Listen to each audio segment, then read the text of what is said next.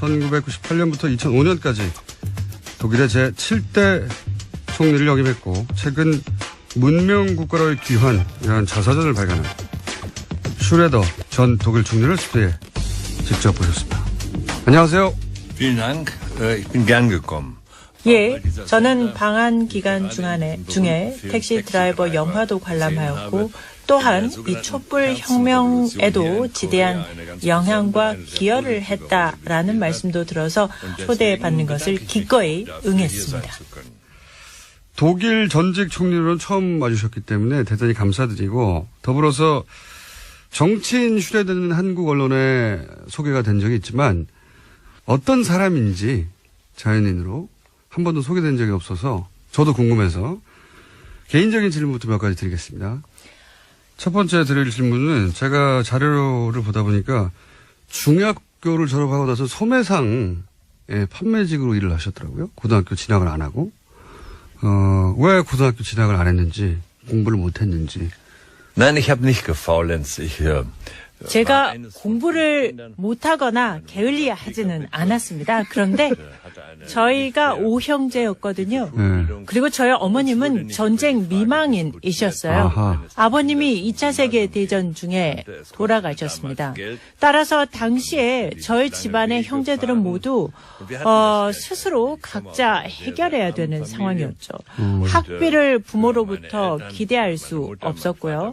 또한 너무나 가난했었기 때문에 각자 형제들이 빨리 독립해야 한다. 스스로 벌어서 내 앞가림을 해야 한다라는 것을 저희는 너무나 다 잘 알고 있었습니다. 저는 야간 학교를 다니면서 소매상에서 일하면서 저녁에 공부를 하면서 독일에서 대학에 입학할 수 있는 입학 자격 시험에 합격을 하였는데요. 야간 학교 다니면서 취득한 겁니다. 말하자면 그래도 어느 정도 살만한 집안의 자녀라면 가지 않았을 그런 다른 길을 간 거죠. 제가 다른 길을 가기는 했지만 이것이 제 인생에 한 번도 해가 되었거나 어떤 불이익을 크게 끼쳤다라고는 생각하지 않았습니다. 저희 어머님이 저희를 사랑으로 키우셨고 또 무한한 자유를 주셨기 때문에 저는 저의 유년 시절이 행복했다고 생각합니다. 제가 자료를 보니까 22살이어서 대학 입학 자격을 얻으셨습니다. 그런데 변호사 자격을 취득한 건 1976년이에요. 그래서 따져보니까 대학 입학 자격부터 변호사까지 14년이 걸렸어요. 14년이. 그리고 그 사이에 뭐 하셨는지 전혀 없거든요. 20대 초반부터 30대 중반이 되는 14년 동안 무슨 일을 하셨는지 14년 동안 계속 변호사 시험에 떨어진 건지. Ich habe ihn außerordentlich kurz studiert. 추측하시는 것보다 솔직히 저는 공부를 좀 잘하는 편이었습니다. 그래서 지금 14년이나 제가 떨어졌다가 고배를 마시고 공부만 했다고 생각하시는데요. 사실은 그렇지 않아요. 저는 독일에서 다른 학생들보다는 빨리 학업을 오히려 마친 편이었어요. 9개 학기, 즉 4.5년 만에 학업을 마쳤는데요. 저희가 가난했고 제가 돈을 빨리 벌어야 했기 때문에 오히려 공부를 여유 있게 할 수가 없었어요. 그래서 굉장히 빨리 공부를 마치려고 노력했던 편인데요. 시간이 이렇게 걸렸다는 것은 말씀드리면 4.5년 정도 9학기에 걸쳐 학업을 마치고 나서 독일은 일반적으로 실습을 합니다. 그래서 법원 시보로도 실습을 하고 로펌에 가서도 시보를 하고 또 검찰청에서도 시보를 하는 이런 실습 기간이 긴데요. 지금 76년이라고 하신 것은 제가 시험에도 다 이미 합격하고 로펌에서 말하자면 그 월급쟁이 변호사라도 일을 했던 그런 것들을 다 지나서 1976년에 제 법률 사무소를 낸 것이 76년이었다는 뜻이었습니다. 의심이 많으시니까 성적표도 보내드릴 테니까 청취자분들께 꼭 공개해 주시기 바랍니다. 1980년에 연방하원 선출이 처음 되셨는데 이때가 그러면 30대 후반이네요. 예. 정치를 왜 시작하신 건지. Das hat zu tun mit meiner Kindheit. 저희 집이 워낙에 가난하였습니다. 그러다 보니까 교육의 기회는 곧 힘이다. 교육만이 힘이라는 그런 생각을 일찍 했습니다. 그래서 저의 삶에 있어서 항상 누구나 무상 교육을 받도록 해야 한다라는 것에 제 정치 삶을 바쳤다고 해도 과언이 아닙니다.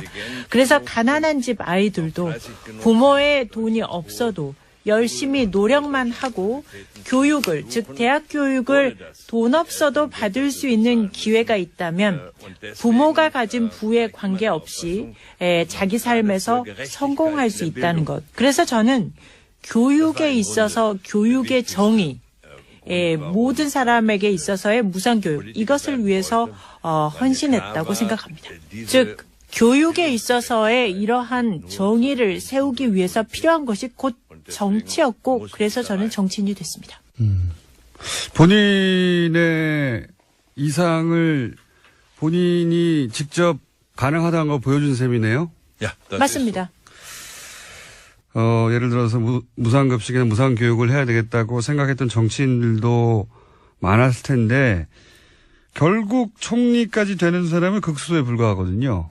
그 극소수만 갈 수 있는 자리까지 갈 수 있었던 건 본인의 어떤 자질 때문이라고 생각하는지 그게 궁금합니다. Ich glaube, man braucht doch 첫째, Ehrgeiz. 야망이 있어야 된다고 생각합니다. Speziell in der Politik. 자기가 정말 되고 싶은 것을 열렬히 추구하는 그런 마음.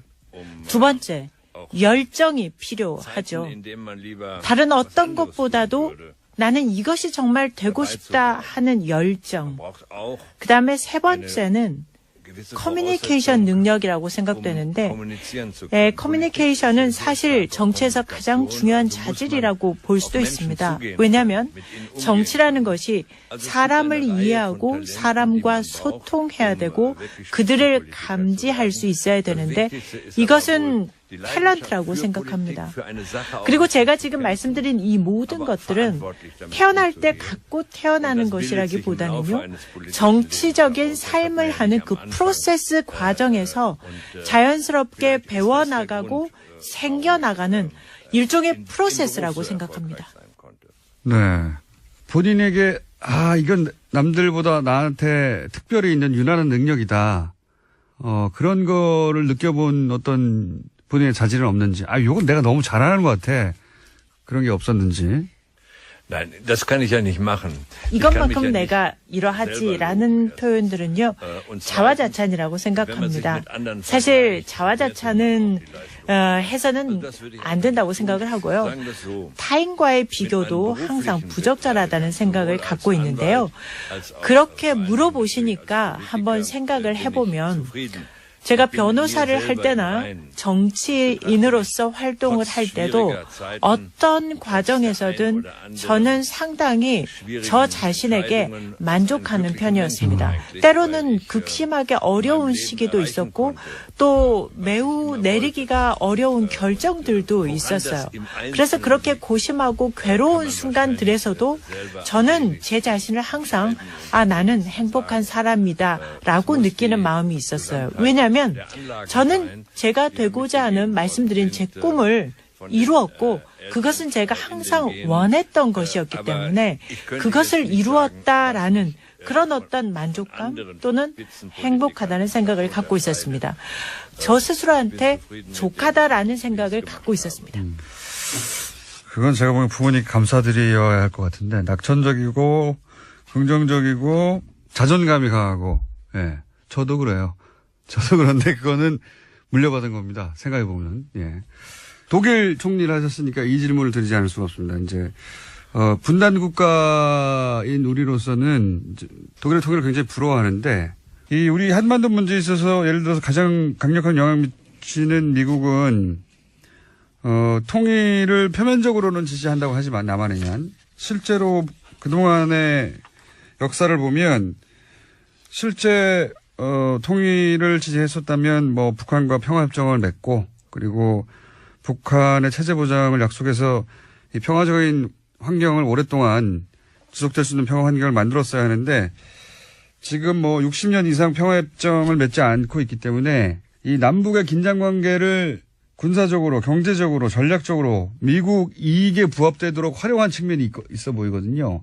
근데 독일은 이런 미국이나 혹은 반대하는 영국이나 혹은 프랑스, 우리도 일본이나 중국이나 미국이 있는데 어떤 전략으로 돼 있는가, 어떻게 통일로 이끌어가는데 그 주변국들을 통일을 지지하도록 만들었는가, 이런 게 궁금한 겁니다. 예. Ich glaube, dass die Situation 영국, 프랑스, 네덜란드 이런 유럽의 국가들에 있어서 일단 중요한 것은 나토 동맹 체제라는 것이 하나가 있습니다. 그런데 전체적으로 볼 때 유럽은 당시 독일의 분단을 통해서 또는 구동구권 소련 이런 체제 하에서 사실 유럽이 분단되어 있다가 소련 동구권이 무너지면서 유럽이 통일이 돼버린 거예요. 이 역사적인 사실이 먼저 선행된 거죠. 그러다 보니까 영국 같은 경우도 대처 총리가 엄청나게 의구심을 갖고 여기에 반대하고 그랬죠. 그런데 전체적인 대세라는 것이 이제 유럽이 통합이 됐다. 유럽의 분단이 극복됐다라는 것이 대세였어요. 그러다 보니까 미국도 물론 통일된 유럽의 이해관계가 있었을 겁니다. 그것이 경제적인 이유든 정치적인 이유든 이해관계가 있었겠죠. 또는 러시아에 대해서든 어쨌든 어떤 이유든 간에 역사적으로 유럽이 통합된 이 큰 흐름이 있었고 그다음에 헬무트 콜 총리가 통일을 밀어붙인 거죠. 지금이야말로 통일이 될 절호의 기회라는 것을 간파하고 밀어붙이니까 유럽이 통일된 마당에 독일만 분단으로 남아 있어야 한다라는 게 이게 명분이 없어진 거예요. 바로 그러한 명분 때문에 영국도 어떻게 보면 대처가 결국은 그 명분 앞에서 자신의 그런 유보적인 입장을 결국 내려놓을 수밖에 없었다라고 생각을 합니다. 두 번째는 구동독에서 사람들이 대량 탈출을 시작한 겁니다. 헝가리라든지 이런 다른 동유럽 국가들로 그냥 국경을 넘어가 버린 거예요. 그래서 구동독에 있는 사람들이 이렇게 대량 탈출을 할 때 서유럽권에서 다들 굉장히 놀라는 상황이었거든요. 그리고 통일에 대해서 강대국들의 우려, 걱정 없을 수가 없죠. 독일이 너무 강력해지는 것 아닌가. 여기에 대한 두려움은 항상 있었습니다. 그런데 두 가지. 통일된 독일이 유럽연합의 일원으로 남는다. 즉 유럽이라는 큰 집에 통합된 한 일원으로 남는다는 것. 이 메시지가 중요했고요. 두 번째는 헬무트 콜이 고르바초프와 협상을 해서 통일된 독일은 통일 이후에도 나토의 일원으로 남겠다라는 이 두 가지가 있었기 때문에 주변국의 우려를 불식시킬 수 있었습니다. 좀 전에 미국의 어떤 이해관계 때문에 이런 분단의 평화협정을 하려면 했을 텐데 이런 미국의 이해관계도 말씀을 하셨는데 저는 이 분단에 대한 이해관계가 미국만 있는 것인가 하는 생각도 해봅니다. 자, 그렇다면 이 분단을 극복하기 위해서 한국에는 어떤 일들이 일어나야 하고 한국은 무엇을 해야 할까 하는 생각을 해보면요. 저는 이 한반도 문제라는 것은 주변 3강국, 중국, 러시아, 미국 이 3개 대국이 공동 보조를 해야만 가능하다고 생각합니다. 최근에 그 북한 제재 안보리 결정에서 보듯이 이들 국가들이 공동 보조를 해야만 뭔가 이루어질 수 있다는 건데요. 즉 안보리에서 제재가 타결되기는 했습니다만은 이 3개국이 중국, 러시아, 미국이 진정한 공동 보조의 전략을 가지고 있는가에 대해서 생각해 볼 필요가 있겠습니다. 미국의 트럼프 대통령이 만일에 계속해서 중국에 대해서는 경제적인 압박을 가하고 러시아에 대해서도 고립 정책을 편다면 어떻게 이 두 강대국과 미국이 공조할 수 있을까요?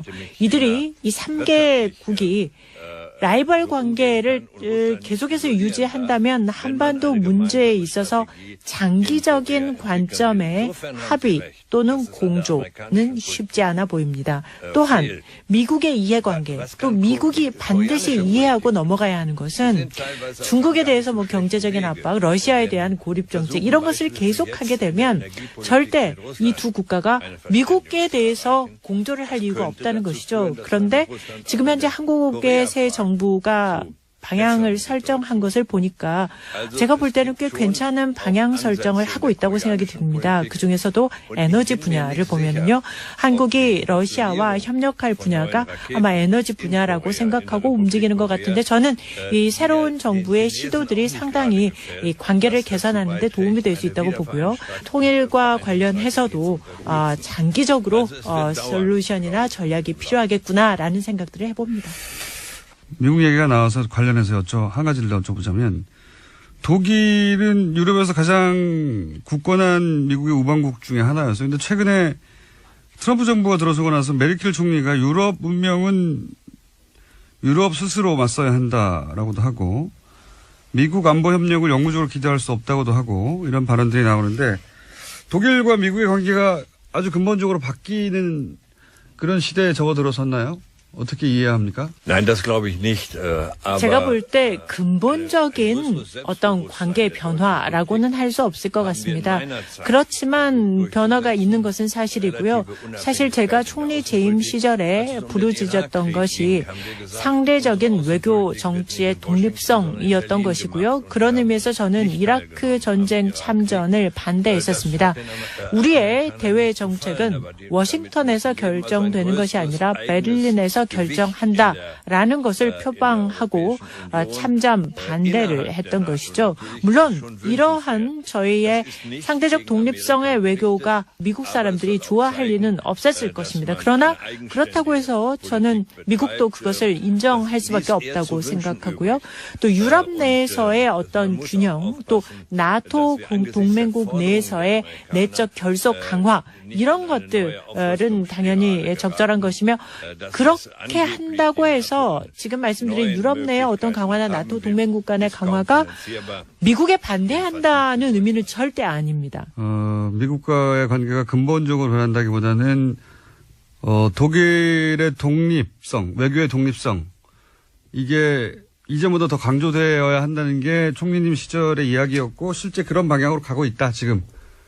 이런 거네요. Leider nicht mit aller Konsequenz. 안타깝게도 지금 다 그렇지는 못했습니다. 독일이 미국에 대해서 상당히 많은 것들을 이미 다 양보하고 가고 있는 부분들이 있다고 생각하고 러시아와의 관계에서도 그런 것들이 있고요. 이 부분은 외교 정책에 있어서 어떤 더 자신감, 당당함, 스베레너티를 가지고 할 필요가 있다라고 생각을 하는 건데 미국이 대체 뭘 원하는지를 지금 아무도 알 수가 없다는 겁니다.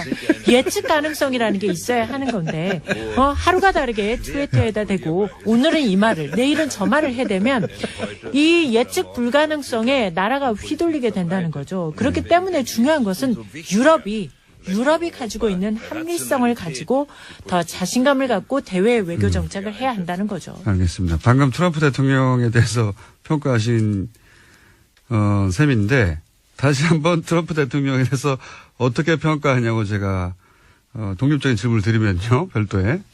George W. Bush, die Politik. 조지 W. 부시 대통령의 미국 정책을 제가 한 정책은 아니죠. 그런데 부시는 대화를 할 능력이 있는 사람이었죠. 역량이 있는 참모진이 있었고 부시 대통령이 역량 있는 참모진의 얘기에 귀를 기울였다는 겁니다. 그런데 트럼프의 경우에는 모릅니다. 내일 무슨 정책이 나올지 모르고 이 문제는 전 세계 최대 강국이 슈퍼파워가 내일 어떤 일을 할지 예측 불허하다라는 것이 전 세계 국제 정세의 문제인 거죠. 그래도 그나마 안도는 미국의 대통령 임기가 4년이어서 그나마 안도를 합니다.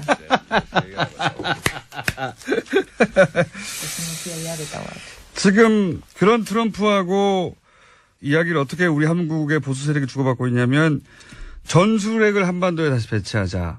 그리고 트럼프 역시 그런 가능성이 있을 수도 있다. 이런 언급을 내비치고 전술핵을 한국에 다시 갖다 놓는 얘기를 하고 있는데 물론 현 정부는 반대하고 있습니다. 전술핵 재배치가 이 북핵 문제를 해결할 수 있는 해법이라는 주장에 대해서는 어떻게 생각하십니까? 전혀 아닙니다. 국제 정치가 추구하는 목표라는 것은 핵에 대한 전반적인 축소입니다. 이러한 시도는 북한의 핵무기 가능성에 대해서 남한도 핵으로 여기에 대응한다. 이런 식의 잘못된 시그널을 보내서는 안 된다고 생각하고요. 또한 새 정부가, 한국 정부가 여기에 반대한다고 하니까 이것은 아주 잘 결정하신 것으로 판단됩니다. 이건 어떻습니까? 한국 보수에서는 북한과는 대화가 무의미하다. 그래서 실제 지난 9년간 북한과 대화가 완전히 단절됐거든요. 그런데 문재인 정부는 대북 제재 그리고 대화 재개를 동시에 추진하는 게 기본 방침이에요. 예. 이런 문재인 정부 대북 기조에 대해서는 어떻게 생각하십니까? Das ist absolut richtig. 전적으로 옳은 정책이라고 생각하고요. 매우 합리적이라고 생각합니다. 문재인 정부가 추진하는 그 정책을 잘 관철시키기를 바라겠습니다. 북한이 대화 능력이 없다라는 판단은 맞는 판단입니다. 바로 그렇기 때문에 한편으로는 제재를 통한 압박을 가하면서도 다른 한편으로 동시에 우리는 대화를 할 준비가 돼 있다라는 신호를 보내는 이 동시 정책, 이것은 매우 중요하다고 생각하고요. 북한은 자기의 체제를 유지하기 위해서는 대화 능력이 없는 것으로 하는 것이 자기 체제 유지에 유리하다고 생각해서 그렇게 하고 있는 것 같은데, 남한은 적어도 대화를 할 준비가 돼 있다라는 것으로 신호를 보낼 필요가 있습니다. 마지막으로 예. 시간이 없으니까 문명 국가를 귀한 이 책은 어떤 독자에게 필요한 책인지. Ich denke, diejenigen, die sich für Politik 저는 정치의 꿈을 가진 분이라면 누구라도 읽어볼 만한 책이라고 권해드리고 싶습니다. 그것은 중국에 대해서 경제적인 압박, 러시아에 대한 고립 정책 이런 것을 계속하게 되면 절대 이 두 국가가 미국에 대해서 공조를 할 이유가 없다는 것이죠. 그런데 지금 현재 한국의 새 정부가 방향을 설정한 것을 보니까 제가 볼 때는 꽤 괜찮은 방향 설정을 하고 있다고 생각이 듭니다. 그중에서도 에너지 분야를 보면은요, 한국이 러시아와 협력할 분야가 아마 에너지 분야라고 생각하고 움직이는 것 같은데, 저는 이 새로운 정부의 시도들이 상당히 이 관계를 개선하는 데 도움이 될 수 있다고 보고요. 통일과 관련해서도 장기적으로 솔루션이나 전략이 필요하겠구나라는 생각들을 해봅니다. 미국 얘기가 나와서 관련해서 한 가지를 여쭤보자면, 독일은 유럽에서 가장 굳건한 미국의 우방국 중에 하나였어요. 근데 최근에 트럼프 정부가 들어서고 나서 메르켈 총리가 유럽 문명은 유럽 스스로 맞서야 한다라고도 하고, 미국 안보 협력을 영구적으로 기대할 수 없다고도 하고, 이런 발언들이 나오는데, 독일과 미국의 관계가 아주 근본적으로 바뀌는 그런 시대에 접어들어섰나요? 어떻게 이해합니까? Nein, das glaube ich nicht. 제가 볼 때 근본적인 어떤 관계 변화라고는 할 수 없을 것 같습니다. 그렇지만 변화가 있는 것은 사실이고요. 사실 제가 총리 재임 시절에 부르짖었던 것이 상대적인 외교 정치의 독립성이었던 것이고요. 그런 의미에서 저는 이라크 전쟁 참전을 반대했었습니다. 우리의 대외 정책은 워싱턴에서 결정되는 것이 아니라 베를린에서 결정한다라는 것을 표방하고 참전 반대를 했던 것이죠. 물론 이러한 저희의 상대적 독립성의 외교가 미국 사람들이 좋아할 리는 없었을 것입니다. 그러나 그렇다고 해서 저는 미국도 그것을 인정할 수밖에 없다고 생각하고요. 또 유럽 내에서의 어떤 균형, 또 나토 동맹국 내에서의 내적 결속 강화, 이런 것들은 당연히 적절한 것이며, 그렇게 한다고 해서 지금 말씀드린 유럽 내의 어떤 강화나 나토 동맹국 간의 강화가 미국에 반대한다는 의미는 절대 아닙니다. 미국과의 관계가 근본적으로 변한다기보다는 독일의 독립성, 외교의 독립성, 이게 이전보다 더 강조되어야 한다는 게 총리님 시절의 이야기였고, 실제 그런 방향으로 가고 있다 지금. 이런 거네요. Leider nicht mit aller Konsequenz. 안타깝게도 지금 다 그렇지는 못했습니다. 독일이 미국에 대해서 상당히 많은 것들을 이미 다 양보하고 가고 있는 부분들이 있다고 생각하고, 러시아와의 관계에서도 그런 것들이 있고요. 이 부분은 외교 정책에 있어서 어떤 더 자신감, 당당함, 스베레너티를 가지고 할 필요가 있다라고 생각을 하는 건데, 미국이 대체 뭘 원하는지를 지금 아무도 알 수가 없다는 겁니다. 예측 가능성이라는 게 있어야 하는 건데 하루가 다르게 트위터에다 대고 오늘은 이 말을 내일은 저 말을 해대면 이 예측 불가능성에 나라가 휘둘리게 된다는 거죠. 그렇기 때문에 중요한 것은 유럽이 가지고 있는 합리성을 가지고 더 자신감을 갖고 대외 외교 정책을 해야 한다는 거죠. 알겠습니다. 방금 트럼프 대통령에 대해서 평가하신 셈인데 다시 한번 트럼프 대통령에 대해서 어떻게 평가하냐고 제가 라기보다는요, 정치적인 삶을 하는 그 프로세스 과정에서 자연스럽게 배워나가고 생겨나가는 일종의 프로세스라고 생각합니다. 네. 본인에게 이건 남들보다 나한테 특별히 있는 유난한 능력이다. 그런 거를 느껴본 어떤 본인의 자질은 없는지. 요건 내가 너무 잘하는 것 같아. 그런 게 없었는지. Nein, das kann ich ja nicht machen. 이것만큼 내가 이러하지라는 표현들은요, 자화자찬이라고 생각합니다. 사실 자화자찬은 해서는 안 된다고 생각을 하고요. 타인과의 비교도 항상 부적절하다는 생각을 갖고 있는데요. 그렇게 물어보시니까 한번 생각을 해보면 제가 변호사를 할 때나 정치인으로서 활동을 할 때도 어떤 과정에서든 저는 상당히 저 자신에게 만족하는 편이었습니다. 때로는 극심하게 어려운 시기도 있었고 또 매우 내리기가 어려운 결정들도 있었어요. 그래서 그렇게 고심하고 괴로운 순간들에서도 저는 제 자신을 항상 나는 행복한 사람이다 라고 느끼는 마음이 있었어요. 왜냐하면 저는 제가 되고자 하는 말씀드린 제 꿈을 이루었고 그것은 제가 항상 원했던 것이었기 때문에 그것을 이루었다라는 그런 어떤 만족감 또는 행복하다는 생각을 갖고 있었습니다. 저 스스로한테 족하다라는 생각을 갖고 있었습니다. 그건 제가 보기엔 부모님 감사드려야 할 것 같은데 낙천적이고 긍정적이고 자존감이 강하고 저도 그래요. 저도 그런데 그거는 물려받은 겁니다. 생각해보면.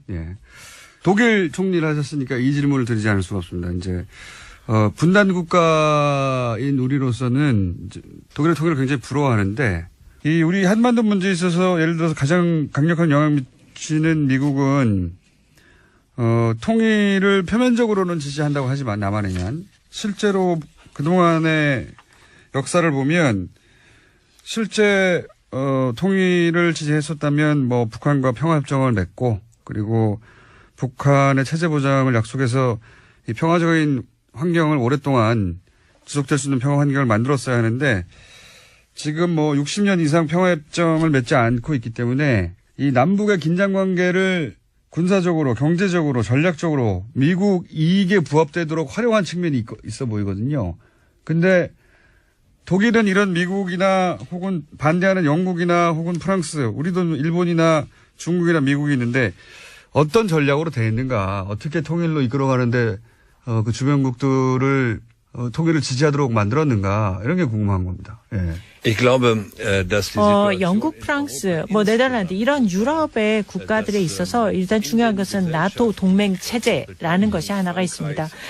그런데 전체적으로 볼 때 유럽은 당시 독일의 분단을 통해서 또는 구동구권 소련 이런 체제 하에서 사실 유럽이 분단되어 있다가 소련 동구권이 무너지면서 유럽이 통일이 돼버린 거예요. 이 역사적인 사실이 먼저 선행된 거죠.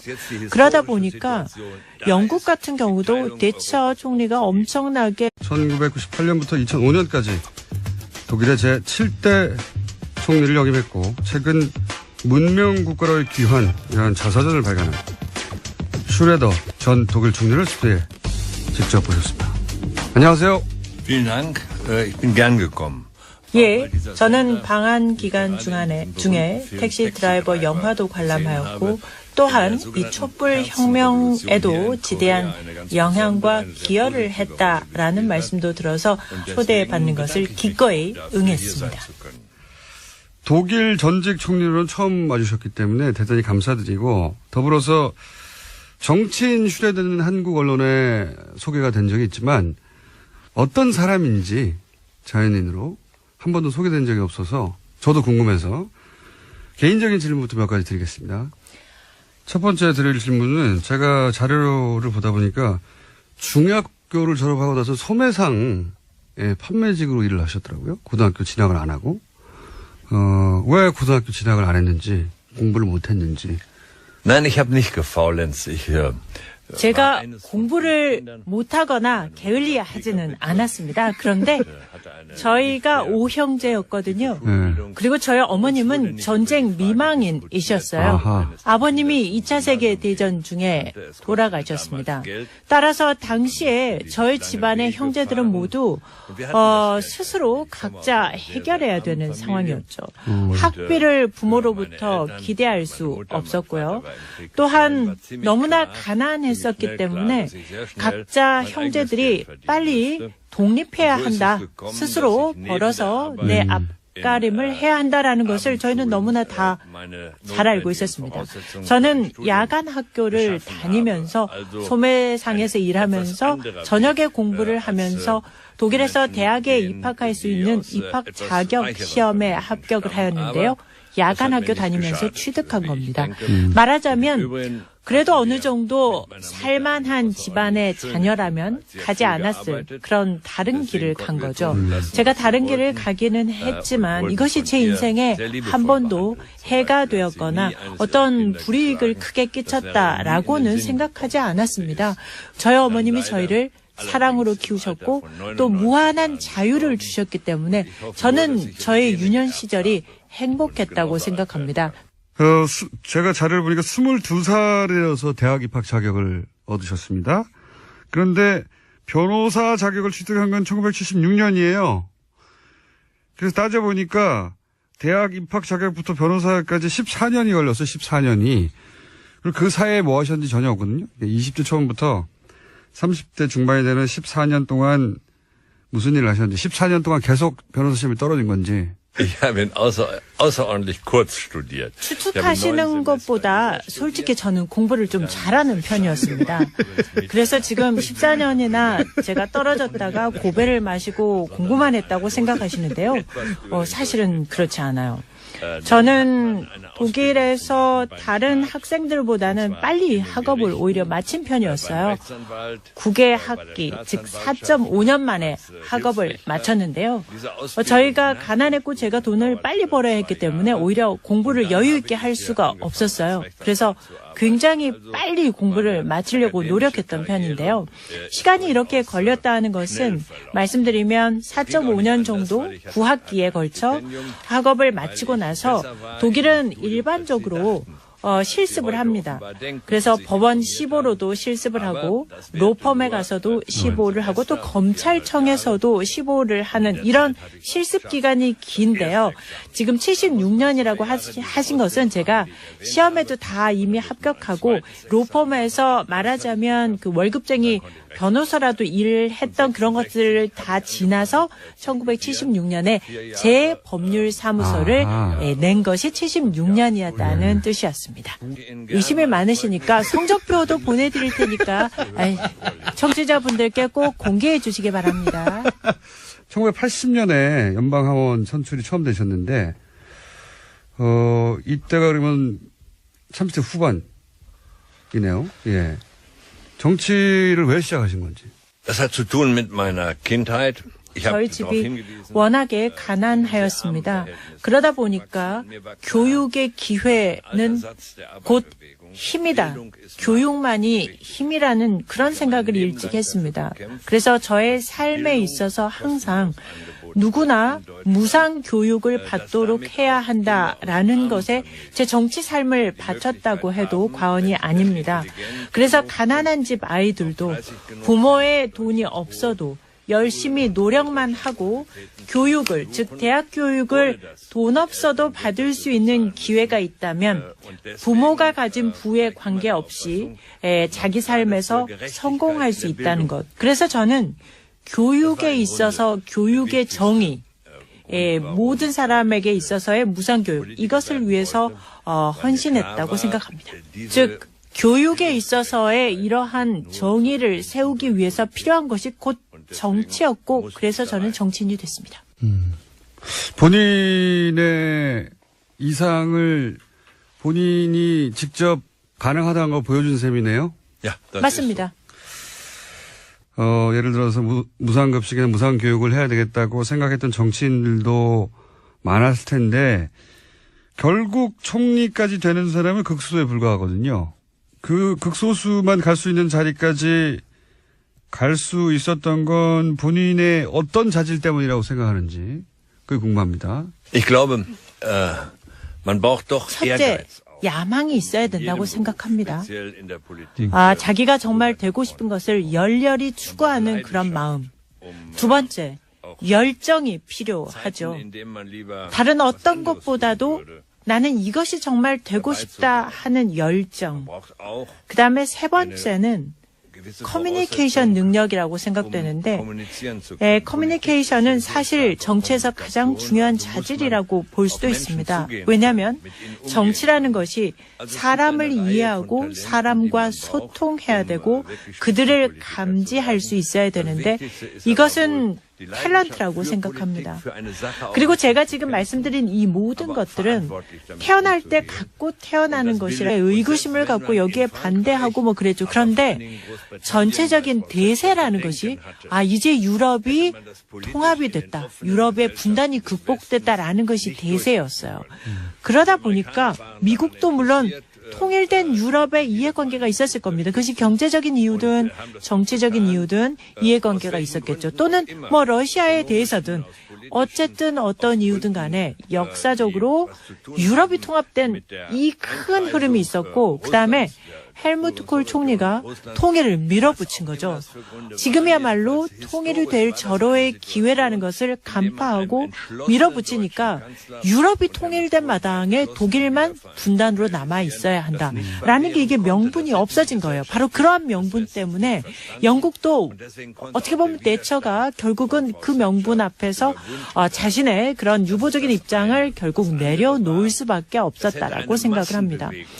두 번째는 구동독에서 사람들이 대량 탈출을 시작한 겁니다. 헝가리라든지 이런 다른 동유럽 국가들로 그냥 국경을 넘어가 버린 거예요. 그래서 구동독에 있는 사람들이 이렇게 대량 탈출을 할 때 서유럽권에서 다들 굉장히 놀라는 상황이었거든요. 그리고 통일에 대해서 강대국들의 우려, 걱정 없을 수가 없죠. 독일이 너무 강력해지는 것 아닌가. 여기에 대한 두려움은 항상 있었습니다. 그런데 두 가지. 통일된 독일이 유럽연합의 일원으로 남는다. 즉 유럽이라는 큰 집에 통합된 한 일원으로 남는다는 것. 이 메시지가 중요했고요.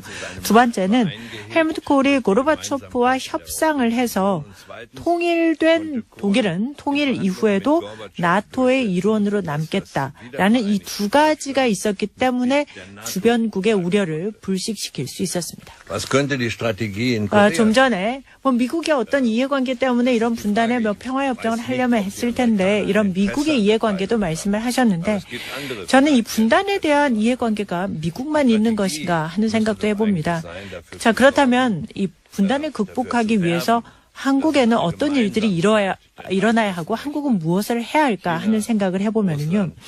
저는 이 한반도 문제라는 것은 주변 3강국, 중국, 러시아, 미국, 이 3개 대국이 공동 보조를 해야만 가능하다고 생각합니다. 최근에 그 북한 제재 안보리 결정에서 보듯이 이들 국가들이 공동 보조를 해야만 뭔가 이루어질 수 있다는 건데요. 즉 안보리에서 뭐 제재가 타결되기는 했습니다만은 이 3개국이 중국, 러시아, 미국이 진정한 공동 보조의 전략을 가지고 있는가에 대해서 생각해 볼 필요가 있겠습니다. 미국의 트럼프 대통령이 만일에 계속해서 중국에 대해서는 경제적인 압박을 가하고 러시아에 대해서도 고립 정책을 편다면 어떻게 이 두 강대국과 미국이 공조할 수 있을까요?